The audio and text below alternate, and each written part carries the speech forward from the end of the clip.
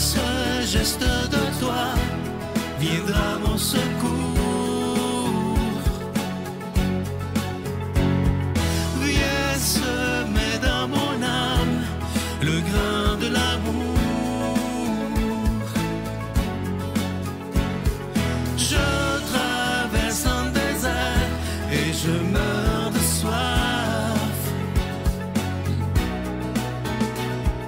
Montre-moi le mystère qui garde la foi.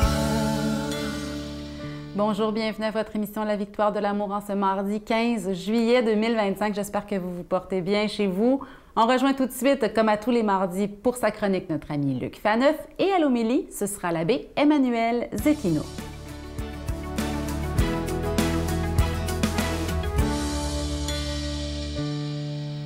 Heureux de vous retrouver, la tête pleine de questions. Moi, j'essaie d'apporter des réponses. Et aujourd'hui, un sujet chaud.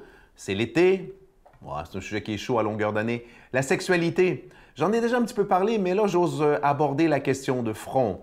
Existe-t-il une vision spécifiquement chrétienne de la sexualité? Vous savez, la sexualité, on va dire le sexe, de façon un petit peu plus familière, presque vulgaire, c'est un sujet qui est à pleine page dans les médias, les journaux, les podcasts, depuis déjà des décennies.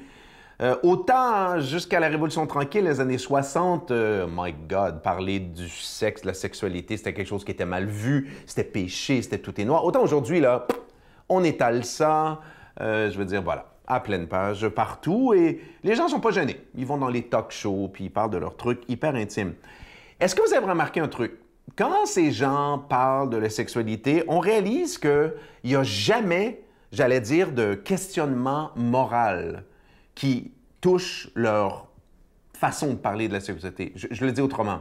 C'est comme si aujourd'hui, dans la sexualité, si on s'assure, par exemple, la base de la base, il y a le consentement. Est-ce qu'elle veut, est-ce qu'il veut, mon partenaire, qu'on fasse tel truc? C'est comme si ça suffisait. Voilà, on coche d'un point de vue moral et c'est correct. Puis en plus, ça respecte la loi. Donc, est-ce que le christianisme, est-ce que Jésus, est-ce que l'Église a une vision de la sexualité qui est, comment dire, aussi permissive, aussi lousse, aussi moins définie que celle-là? Pas du tout. OK? Et là, excusez-moi, je jette une grosse brique dans la soupe. Plouche! Non. La religion chrétienne, catholique en particulier, et les autres religions ont un discours sur la sexualité. Pourquoi? Parce que, messieurs, dames, le but de la religion, c'est évidemment d'enseigner qui est Dieu. C'est fondamental. Mais le deuxième but de toutes les religions, c'est d'enseigner comment plaire à Dieu. Quelles actions sont jugées par Dieu bonnes et quelles autres actions sont jugées moins bonnes ou carrément mauvaises. Et vous savez quoi? Ben, la sexualité, ça fait partie des actions humaines. Et puis presque toutes les religions, en fait les religions sérieuses, en parlent un peu, pas mal, beaucoup, dont la chrétienne catholique. La sexualité, c'est quelque chose de bon, c'est quelque chose de beau, c'est quelque chose de sacré. Pour la tradition catholique, elle a deux buts. Un assez évident. On fait l'amour pour se reproduire. Ben oui, ça prend des petits bébés parce que moi, je vais mourir bientôt et tout le reste. Fine. OK. L'Homo sapiens se reproduit puis ça dure comme ça depuis 400 000 ans. Mais il y a une autre fonction aussi. Le don de soi dans l'amour. C'est ça la vocation chrétienne. Je suis chrétien, donc j'ai été créé par amour. Tout mon être doit être d'amour. Quand je me donne dans la sexualité, le but doit être de carrément faire l'amour, de faire créer de l'amour. Puis ça, messieurs, dames, créer de l'amour, oui, ça attire des plaisirs. Faire l'amour, ça fait des plaisirs. Mais voilà là où il y a eu une séparation dans les années 60. Dieu veut le plaisir dans la relation sexuelle, mais Dieu veut que la relation sexuelle soit au service de l'amour, pas au service du plaisir uniquement. Voyez? Donc, ça suffit pas de dire « Hey, toi et moi, on vient de se rencontrer sur le coin de la rue, ah ouais, on va zwing-zwing, on est tous les deux consentants pour avoir du plaisir. » Non! La relation humaine entre deux personnes exige le temps, exige l'apprivoisement, exige le don de soi. Puis là, vous voyez que je m'en vais vers la définition du mariage. Donc oui, la sexualité chrétienne est bonne, mais elle est orientée vers l'amour, le don de soi. Bonne journée. Notre Père qui es aux cieux, que ton nom soit sanctifié, que ton règne vienne, que ta volonté soit faite sur la terre comme au ciel. Donne-nous aujourd'hui notre pain de ce jour. Pardonne-nous nos offenses, comme nous pardonnons aussi à ceux qui nous ont offensés. Et ne nous laisse pas entrer en tentation, mais délivre-nous du mal, car c'est à toi qu'appartiennent le règne, la puissance et la gloire pour les siècles des siècles. Amen. Je continuerai à croire, même si tout le monde perd espoir. Je continuerai à aimer, même si les autres parlent de haine. Je continuerai à construire, même si les autres détruisent.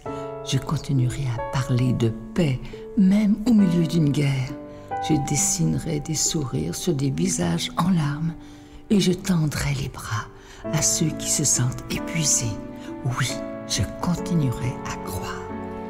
Encore une fois, je vous parle de ce magnifique cadeau du mois de juillet. Il s'agit d'un beau bracelet. Vous le voyez à l'écran présentement. Il est en cristal et vous voyez qu'il y a des petites croix entre les cristals. Ce sont des croix qui sont fabriquées en hématite. C'est une pierre.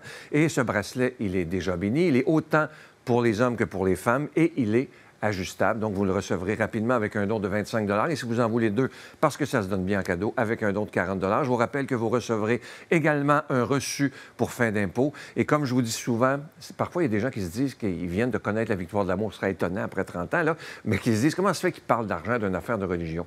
Bien, je n'ai pas le choix parce qu'on doit payer pour être à la télévision, que ce soit pour la production et la diffusion. On doit acheter le temps d'antenne. Mais ce qui est beau, c'est qu'après plus de 30 ans, vous êtes des milliers de personnes qui ont décidé d'investir dans leur foi. Et ça, pour moi, c'est extraordinaire parce qu'en 2025, on a besoin de plus que jamais d'annoncer ce Jésus qui est prince de la paix. Merci de tout cœur. Voici comment vous procurer ce cadeau. Par la poste, à la Victoire de l'Amour, casier postal 120, succursale Boucherville à Boucherville, le J4B 5E6, ou par téléphone, par carte de crédit, du lundi au jeudi, de 8h à 17h, au 514-523-4433, ou à notre numéro sans frais, le 1-888-811-9291. Également sur notre site Internet, le www.lavictoiredelamour.org. Avec votre don, vous recevrez aussi un reçu pour fin d'impôt. Merci de donner des mains à la Providence. Merci d'investir dans votre foi.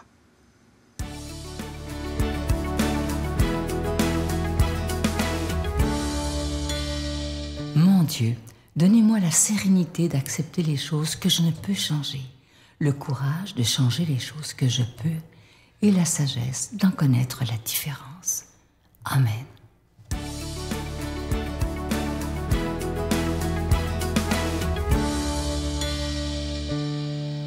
Que la joie du Seigneur soit avec vous. Dans l'Évangile d'aujourd'hui, le Seigneur fait reproche aux villes où il y a eu des miracles, où il a fait des miracles, où il y a eu des preuves concrètes de ce pouvoir du Christ. Mais ces villes n'ont pas suivi, n'ont pas été dans ce chemin de conversion. Et c'est là où le Seigneur va dire d'autres villes qui peut-être à vos yeux ont l'air d'être des villes pécheresses, elles auraient agi différemment. On dit qu'il y a longtemps que les gens y auraient pris le vêtement de deuil et la cendre en signe de pénitence. Je fais un arrêt ici sur ce signe, le signe de la cendre. Quand on va dans l'Évangile et dans l'Ancien Testament, on sait que la cendre est vraiment ce deuil et est vraiment ce sentiment de pénitence.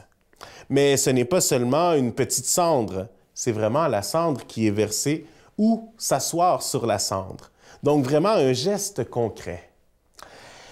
Pour nous, dans notre foi, il y a seulement une journée où on parle vraiment de la cendre et qui porte son nom, et c'est le mercredi des cendres. Également, à notre façon, on fait un signe pour entrer en pénitence parce que c'est notre début du carême, ce 40 jours qui nous mène à la résurrection.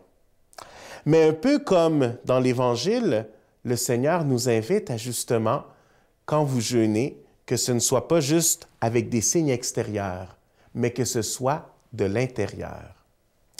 Quand je faisais mes recherches, je trouvais ça intéressant de dire et de voir comment est-ce que dans l'Ancien Testament, la cendre était ce signe de pénitence et comment est-ce que pour nous, oui, encore, mais avec un signe quand même concret.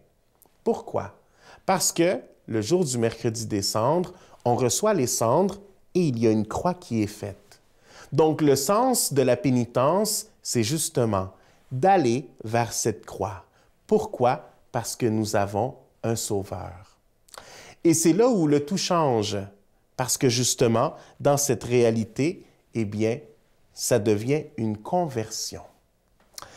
Cette année, il y a quelques mois, quand nous avons célébré notre carême en paroisse, nous avons voulu le faire avec un geste concret également. En plus du mercredi des cendres, nous sommes partis du texte de Moïse et comment est-ce qu'il rencontre Dieu dans le buisson ardent. Comment est-ce que dans le buisson ardent, le Seigneur va lui confier une mission? Et quelle est sa première réaction à Moïse? De dire non. Il dit, pourquoi moi?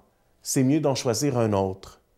Moi, j'ai un problème avec la langue, moi j'ai un problème avec ceci, avec ça, et il va mettre toutes les oppositions devant Dieu.